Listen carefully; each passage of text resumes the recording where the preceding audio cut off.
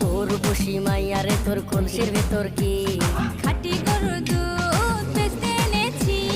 দে না একটু খাই, দামটা আগে যায়, আর দে না একটু খাই। দামটা আগে যায়। তোদের মতো ভিড় খাওয়াতে চেনে রে